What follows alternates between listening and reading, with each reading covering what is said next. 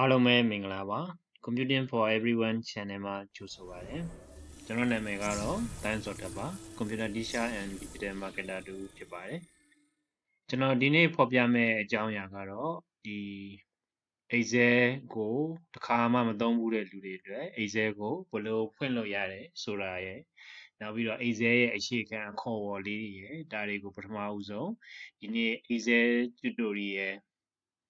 1အနေနဲ့ဖော်ပြပေးမှာဖြစ်ပါတယ်။အဲဆိုတော့ကျွန်တော်တို့ Excel ဖွင့်နည်းကအမျိုးမျိုးရှိပါတယ်။ကို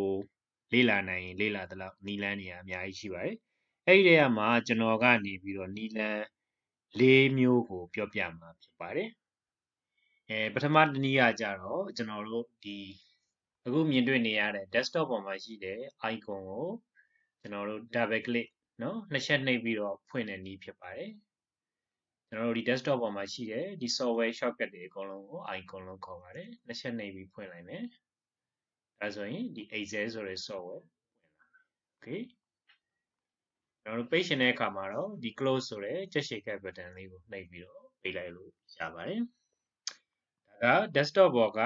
shortcut ဖြစ်တဲ့ icon ကို double click နှိပ်ပြီးဖွင့်နည်းဖြစ်ပါတယ်။နောက်တစ်နည်းကကြတော့ကျွန်တော်တို့ဒီ computer window ရဲ့ task bar ပေါ့နော်အောက်ဆုံးရဲ့ bar ဒီ task bar မှာ desktop ရဲ့ဒီ shortcut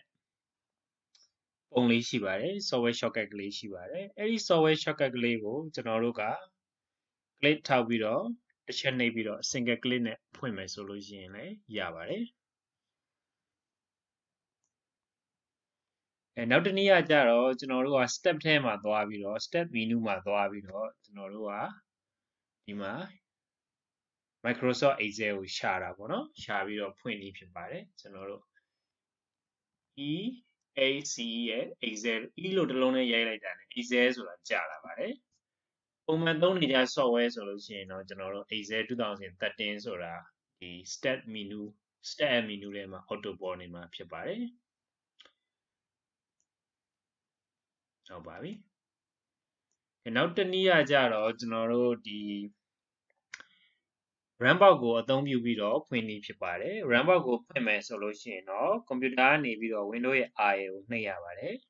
Windows ရဲ့ R နှိပ်ပြီးတော့ဒီ open ဆိုတဲ့ဒီ command ရိုက်မဲ့နေရာမှာကျွန်တော်တို့ Excel လို့ရိုက်ပေးရပါမယ်အရင်လွယ်ပါတယ် EAC ရဲ့ Excel လို့ရိုက်လိုက်မယ် Excel လို့ရိုက်ပြီးတဲ့အခါမှာ OK နှိပ်လိုက်မယ်ဆိုရင်ဒါ Excel ဆိုတဲ့ software ပွင့်သွားမှာဖြစ်ပါတယ်ဟုတ်ပါပြီကဲအခု Excel ဆိုတဲ့ software ကိုဖွင့်လိုက်ပြီဖွင့်လိုက်တဲ့အခါမှာပြန်ဖွင့်ပြမယ်နော်ကျွန်တော်တို့ဖွင့်လိုက်ပြီဖွင့်လိုက်တဲ့အခါမှာ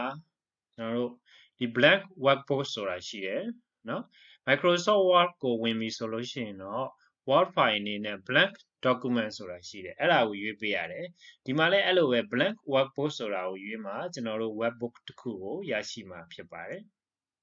ဟုတ် webbook တစ်ခုရရှိပြီဖြစ်ပါတယ်ဒီမှာဆိုလို့ရှိရင်ကျွန်တော်တို့အပေါ်ဆုံးကဒီ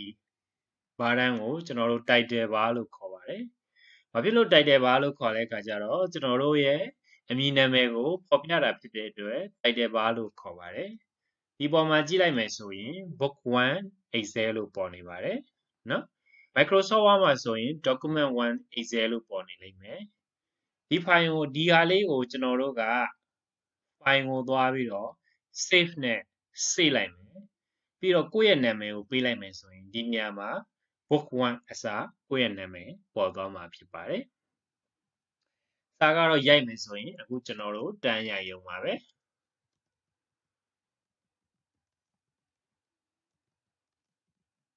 တန်းရိုက်ရုံပါပဲ။ဟုတ်ကဲ့ပါ။ကဲဟုတ်ပြီကျွန်တော် save ကြည့်လိုက်မယ်။ကွန်ပျူတာကိုရွေးမယ်။ဒီနေရာမှာကွန်ပျူတာရဲ့ OneDrive ရဲ့နှစ်ခုရှိပါတယ်။ OneDrive ဆိုတာကျွန်တော်ရဲ့ Microsoft account နဲ့ရှိတ်ထားတဲ့အတွက်ဒီမှာ OneDrive ဆိုတာရှိနေတာပါကျွန်တော်ရဲ့ OneDrive ထဲမှာသွားပြီး save မယ်ဆိုလဲ save လို့ရပါတယ်ကျွန်တော်ကွန်ပျူတာမှာပဲ save ပါမယ်ဒီမှာကျတော့လမ်းကြောင်းကိုရွေးရမှာဖြစ်တယ်ကျွန်တော် browse ဆိုပြီးနှိပ်လိုက်မယ် document ထဲမှာ station တဲ့အတွက်ကျွန်တော်ဒီနေရာမှာနာမည်ပေးလိုက်မယ်ကျွန်တော်နာမည်ကိုပဲရိုက်ပြလိုက်ပါမယ်ပြီးတော့ save နှိပ်လိုက်ပါ ဒီမှာဆောနာကျွန်တော်ပြောသလိုပဲ title မှာ book 1 မဟုတ်တော့ဘူး Zaw Htet ဆိုပြီးတော့ဖြစ်သွားဟုတ်တယ်နော်ဒါကြောင့်မို့လို့ကျွန်တော်တို့ title bar လို့ခေါ်ပါတယ်နော် title bar လို့ခေါ်ပါတယ် title bar ရဲ့ဒီဘက်မင်းသားလေးမှာကြည့်လိုက်ပါနော် shortcut ပုံလေးတွေရှိတယ်ဒီအုပ်စုလေးကိုကြတော့ဘာလို့ခေါ်လဲဆိုတော့ quick access လို့ခေါ်တယ်မြန်ဆန်ခေါ်ယူသုံးစွဲလို့ရတဲ့အတွက် quick access လို့ခေါ်တယ်ဒီမှာဆိုလို့ရှိရင် new document ယူတာ save တာနော်ပြန်ပြီးတော့ undo လုပ်တာနော် redo လုပ်တာနော်ဒါတွေဒီမှာရှိတယ်နော်ဒါကတော့ font ထည့်တာ okay အစရှိသဖြင့်ရှိတယ်အဲ့ဒီ title bar ရဲ့ဒီဘက်ညာဘက်ချက်မှာဆိုလို့ရှိရင်လည်းကျွန်တော်တို့ကဒီမှာဆို minimize ရှိတယ် minimize ဆိုတာကတော့အခုဒီ Microsoft Windows လေးကိုခဏလေး task bar ပေါ်ကိုဖြောက်ထားလိုက်တာဖြစ်တယ်နော်ပြန်ပေါ်ရှင်အဲ့ဒီ software နေရာကိုပြန်သွားထားဒီဘက်ပေးရကြတော့ဘာလဲဆိုတဲ့အခါကျတော့ကျွန်တော်တို့က restore down နဲ့ maximize ပေါ့နော် restore down ဆိုလို့ရှိရင်သိသွားမယ်ပြန်ပြီးတော့ maximize ဆိုလို့ရှိရင်ပြန်ပြီးအကျယ်ချဲသွားမယ်ဒီဘက်က crop ဆိုတဲ့ close button လေးကတော့ကျွန်တော်တို့ software ကိုအပြီးပိုင်းပိတ်တာဖြစ်ပါတယ်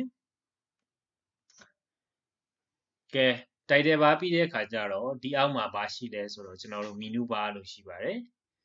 နော် menu bar လို့ရှိပါတယ် menu bar လို့ခေါ်ပါပေါ့နော်ကျွန်တော်တို့ဒီမှာဆိုရင် file menu တချို့က file tab လို့လည်းခေါ်ပါတယ် file menu လို့ခေါ်လဲမှန်ပါတယ် file tab လို့ခေါ်လဲမှန်ပါတယ်နော် file menu home menu insert menu page layout view menu စသဖြင့်ဒီနာမည်လေးတွေရဲ့နောက်မှာ view သို့မဟုတ် tab ဆိုတာကိုထည့်ပြီးတော့ခေါ်ရမှာဖြစ်ပါတယ်ကဲကျွန်တော်တို့ဒီမှာမြင်နေရတဲ့ဒီကောင်တွေအကုန်လုံးကိုကြတော့ကျွန်တော်တို့က ribbon လို့ခေါ်ပါတယ် ribbon လို့ခေါ်ပါတယ်ကျွန်တော်တို့နောက်တစ်မျိုး group လို့လည်းခေါ်ပါသေးတယ်အုပ်စုလေးတွေခွဲထားတာမို့လို့သူတို့ကို group လို့ခေါ်ပါတယ်ကျွန်တော်ကတော့ group လို့ခေါ်တာပိုကြိုက်ပါတယ်ဒီမှာဆိုလို့ရှိရင်ကျွန်တော်တို့ clipboard နဲ့ဆိုင်တာမို့လို့ clipboard group လို့ခေါ်ပါတယ် home menu တွေက clipboard group ဒီမှာသူ group နဲ့သူ line တားထားတယ်သူ border line နဲ့သူဒီမှာဆိုရင် font နဲ့ဆိုင်တာမို့လို့ font group လို့ခေါ်ပါတယ် alignment နဲ့ဆိုင်တာမို့လို့ alignment group လို့ခေါ်ပါတယ် number နဲ့ဆိုင်တာမို့လို့ number group စရှိသဖြင့်သူ့အုပ်စုနဲ့သူရှိပါတယ် menu တိုင်းမှာအုပ်စုကိုစီရှိကြပါတယ်ဟုတ်ပါပြီကျွန်တော်တို့ဒီမှာဆိုလို့ရှိရင်တော့ဒါလေးကတော့ formula bar ဖြစ်ပါတယ်ဒီမှာ formula တွေလာရိုက်လို့လည်းရပါတယ်ဒီကောင်ကတော့ name box ဖြစ်ပါတယ်နော်ကျွန်တော်တို့အခုရောက်နေတာ A ဆိုတဲ့ column နဲ့ 2 ဆိုတဲ့ row နဲ့စုံတဲ့နေရာဖြစ်တဲ့အတွက် name box မှာ A2 လို့ပေါ်နေပါတယ်ကျွန်တော်တို့ Excel ဆိုတာတကယ်တော့ row တွေ column တွေနဲ့ဖွဲ့စည်းထားတဲ့ sheet တွေပဲဖြစ်ပါတယ်ဟုတ်ပါပြီဥပမာအဖြစ်ဒီ C ဆိုတဲ့ column နဲ့ 1 ဆိုတဲ့ row နဲ့စုံတဲ့နေရာဆိုရင် C1 cell လို့ခေါ်ပါတယ်ဒါကတော့အရှိခံအခေါ်အဝေါ်တွေဖြစ်ပါတယ်ဒီခေါ်ဝေါ်တွေကိုသိဖို့လိုပါတယ်နော်ဒီဘက်အောက်ဘက်မှာဆိုလို့ရှိရင်တော့ကျွန်တော်တို့ဒီနော် zoom menu လို့ခေါ်တဲ့ zoom bar ရှိပါတယ်နော်ဒီမှာဆိုလို့ရှိရင်ကိုယ့်ရဲ့ဒီ Excel worksheet ကိုကျွန်တော်တို့ zoom မျိုးနဲ့ကြည့်လို့ရအောင် setting ချိန်တဲ့နေရာဖြစ်ပါတယ်ဟုတ်ပါပြီဒါကတော့ကျွန်တော်တို့ Excel ရဲ့အခြေခံအခေါ်အဝေါ်တွေဖြစ်ပါတယ်အားလုံးပဲနားလည်လိမ့်မယ်လို့ကျွန်တော်မျှော်လင့်ပါတယ်အားလုံးကိုကြည့်ရှုပေးတဲ့ပရိသတ်အားလုံးကိုကြည့်ရှုပေးတဲ့မိတ်ဆွေအားလုံးကိုကျွန်တော်ကျေးဇူးတင်ပါတယ်